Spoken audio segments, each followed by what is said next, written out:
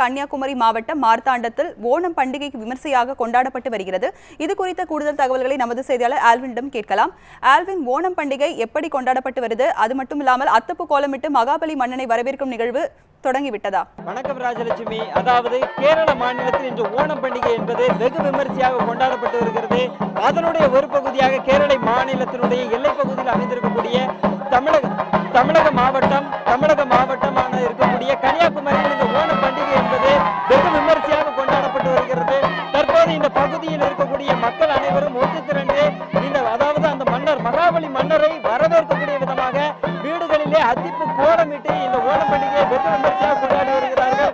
தற்போது அந்த மகாபலி மன்னர் வேடம் அணிந்து வந்திருக்கக்கூடிய அந்த மன்னர் வேடத்தில் அணிந்து தற்போது ஒவ்வொரு வீடையும் சென்று சந்தித்து வரக்கூடிய அந்த நேரடி காட்சிகளை பார்க்கிறோம். அதாவது செண்டை மேல முழங்க அவர்கள் இந்த வெற்றி கொண்டாட்டத்தில் அவர்கள் ஈடுபட்டு இருக்கிறார்கள்.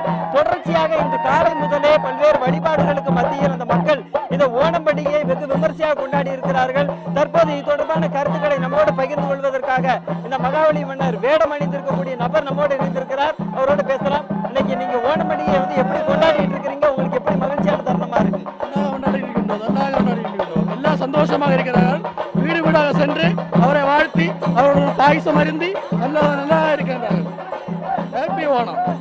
வேற எப்படி உங்களுக்கு, அதாவது இந்த வீடு வீடா சந்திக்கும் போது மக்களுடைய மத்தியில் உங்களுக்கு வரவேற்பு எப்படி இருக்கு? சந்தோஷமா இருக்கிறார். அவர் நல்ல ஆரவாரமா இருக்கிறார்கள்.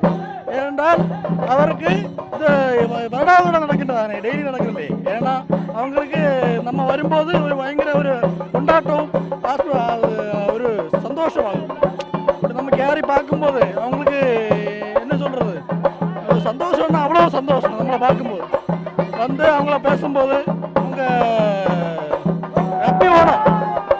நிச்சயமாக அவர் கூறிய கருத்துக்களை கேட்டிருப்போம். அதே போன்று இந்த பகுதியில் தற்போது இந்த குளித்துறை என்ற பகுதியில் நாம் இருக்கிறோம். இந்த பகுதியில் இருக்கக்கூடிய மக்கள் அனைவருமே இந்த ஓணம் பண்டிகையை வெகு விமர்சையாக கொண்டாடி வருகிறார்கள்.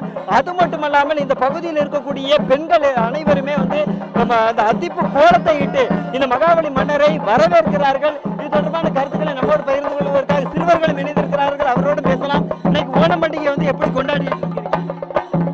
ஓணம் பண்டிகை தமிழ்நாட்டோட நாங்கள் சேர்ந்து இருந்தாலும் எங்கள் கலாச்சார குடும்ப ஃபெஸ்டிவல் மாதிரி தான் ஓணம் கேரளாவில் எப்படி கொண்டாடிட்டு இருக்கோமோ அதே மாதிரி தான் தமிழ்நாட்டிலையும் இந்த எல்லை மாவட்டத்திலையும் கேரளாவில் கொண்டாடுறவங்க டபுள் மடங்கு சந்தோஷமாக நாங்கள் கடந்த 31 வருஷமாக எங்கள் கிளப்லேருந்து கொண்டாடிட்டு இருக்கோம். நிச்சயமாக தொடர்ச்சியாக அதாவது கேரளத்தினுடைய எல்லை பகுதியில் அமைந்திருக்கக்கூடிய தமிழகத்திலும் இந்த ஓணம் பண்டிகை என்பது வெகு விமர்சையாக கொண்டாடப்பட்டு வருகிறது. காலை முதலே மக்கள் அனைவரும் அந்த கேரள பாரம்பரிய உடைகளை அணிந்தும் அதே போன்று இந்த தருணம் அவர்களுக்கான உணவான தருணம், அதாவது அறுசுவை உணவை விருந்து படைத்து அந்த மக்கள் இந்த ஓணம் பண்டிகையை வெகு விமர்சையாகவே கொண்டாடி வருகிறார்கள். ராஜலட்சுமி. கன்னியாகுமரி மாவட்டம் மார்த்தாண்டத்தில் ஓணம் பண்டிகை கொண்டாட்டங்கள் குறித்து உங்களுடைய தகவல்களுக்கு நன்றி ஆல்வின்.